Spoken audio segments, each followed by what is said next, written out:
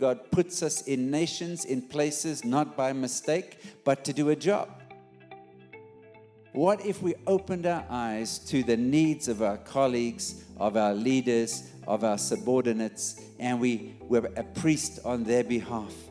Welcome to the Repurposing Business Podcast. My name is Brett Johnson. And I'm Len Johnson. And we're going to be talking about how to get our business into God's business. Our subtext is Let My Business Go, and we'll have guests from around the world. So thank you for joining us this week and every week on the Repurposing Business Podcast.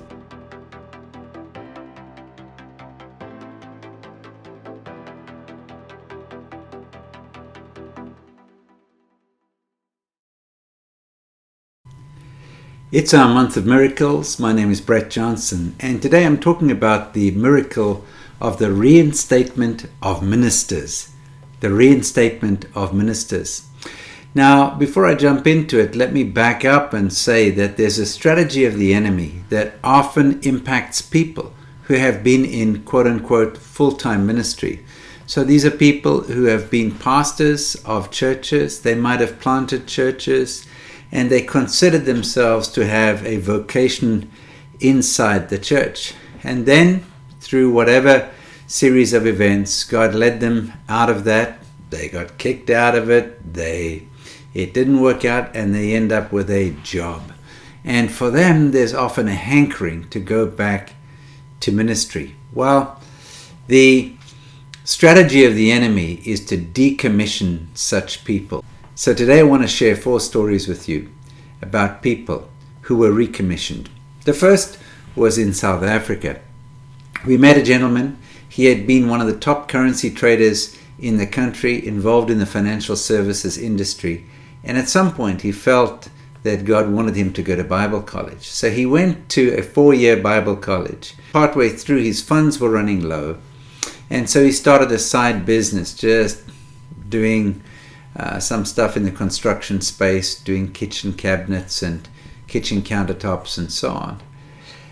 At the end of 4 years, however, he'd built a relationship with his staff. The business began to grow, although not huge, it was there, and he felt a responsibility towards these people and felt actually that God wanted him to go into business. Unbeknown to us, the Bible college had said at the end of 4 years that they'd wasted their time with him for 4 years because he didn't go into quote-unquote pulpit ministry. But at the end of the repurposing business venture, we were able to pray for him and commission him as a marketplace minister, which is what we do when we lay hands on the business people and we commission them as ministers in the marketplace, people whose business is their calling, whose primary place of ministry is in their place of work. We learned later that for him, that commissioning was more significant than his graduation after 4 years at Bible school. What Satan intended to do was to decommission him and say, look, you didn't make it into ministry. Whereas he knew in his heart of hearts that what he was doing in his business was actually ministry. Our next example comes out of Indonesia, a gentleman that we met, and he was not in full-time ministry, quote-unquote, paid to be good in the church. He was actually a fairly new believer, but then got very excited about God and ended up leading about 30 small groups in his church. And as he increased his time on the small groups and doing stuff there, his business began to decline.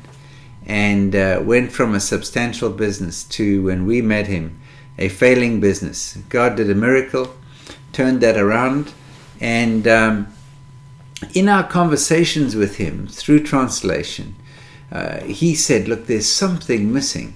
Now, it was not the intention of, nor the actions of the church pastors that caused him to neglect his business. In fact, this church was very, very progressive and encouraged businesses, particularly to go into places, closed areas where you could only go with a business. So they had a history of doing that. They were not controlling, they were not overbearing, but his interpretation of what it meant to be a good Christian was you do more stuff in the church and less stuff in your business. And he just came to us and he said, I think there's something wrong. One of my colleagues, Errol, said to him, the church has stolen your ministry.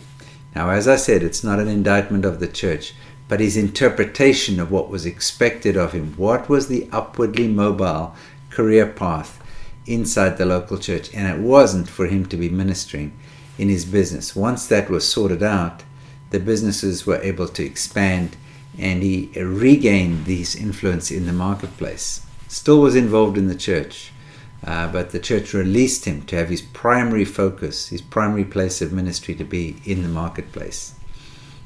The third person was a guy whose grandfather was a preacher, started churches in Africa. His father was a preacher, and he was a preacher. That was his identity. One day he got a prophetic word that he would be in business, and he wasn't quite sure how that was going to happen. But by the time I met him and his wife, they were in business. That's what they were doing. But I could see there was a yearning, a longing in his heart to get back into the pulpit. He loved God, loved the Word of God, loved leading worship, and that's where he could express that the best, so he thought. So I asked him one day, I said, let's just talk about things. Let's just say there's a guy in your place of work, and he notices your life, and he asks you about Jesus. Would you lead him to Christ? He said, I've done that. I said, okay, let's just say Harry over there that you've led to Christ spies Sally in accounting, and they have a relationship and they want to get married. Would you marry them? Oh yeah. He said, I've done that. I said, do you worship at work? Yes, we do that. How about baptize people?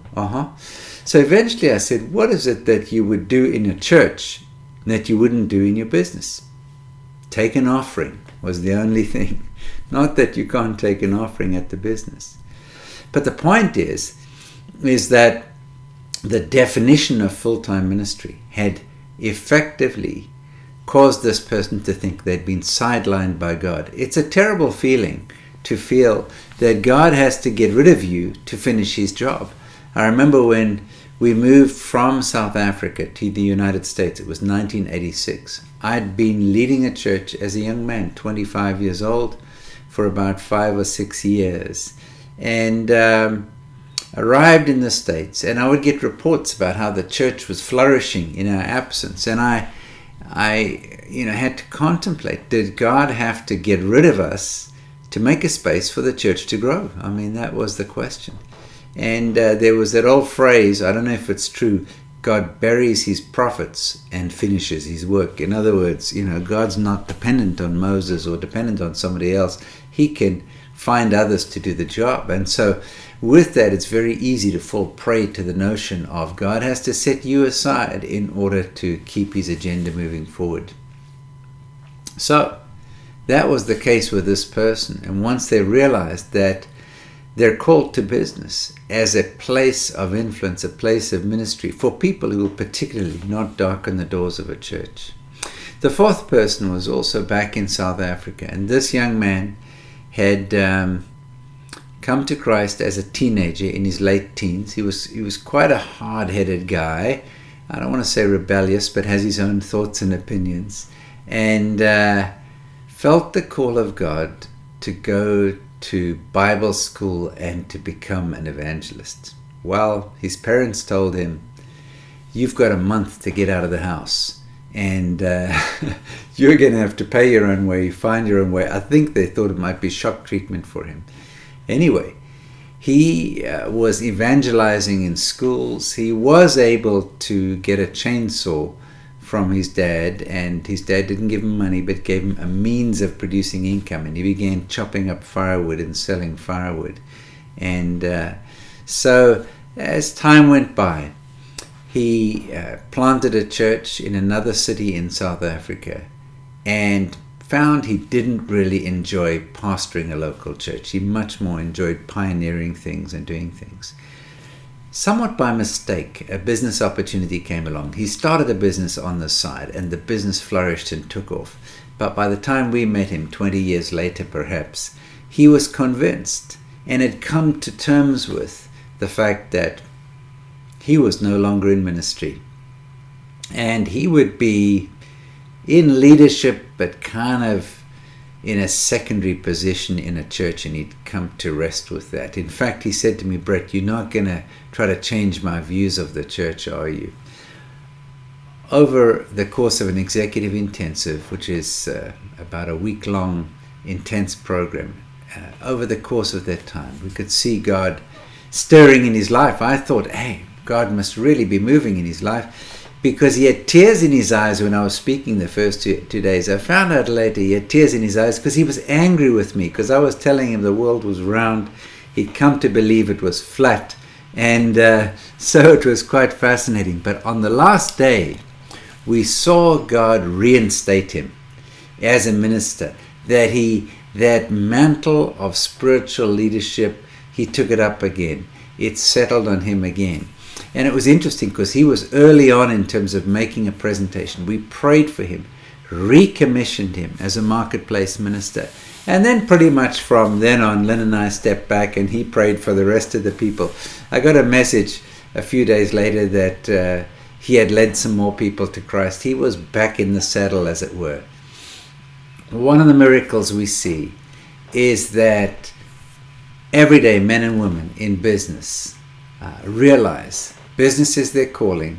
Business is their primary place of ministry. They minister through their place of work, to their place of work, to customers, suppliers, as broad as God gives them a sphere of influence. So this is an amazing thing.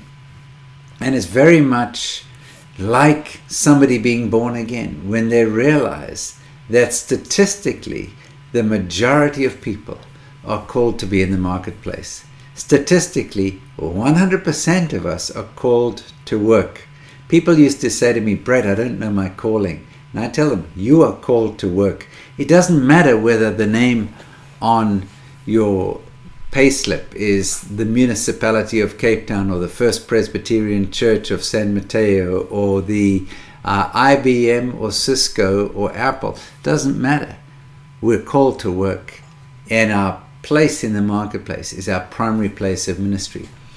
The thing that Satan tricks people into thinking is one day God's going to call you, and that calling will mean you leave your job, like Peter and James and John and these guys left their nets. You will leave your job, you will follow Jesus, you won't have a source of income, and now you will be quote-unquote full-time. Well, it's not true. The majority of us are called to stay in our jobs, to figure out what it means to live out the kingdom of God right where we work.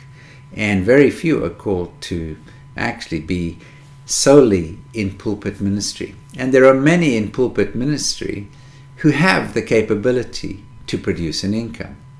Now this varies country to country. I was in Egypt and speaking at a conference, and in their view, if a pastor has to get a second job, then he doesn't have the faith to be a man of God, to be a minister.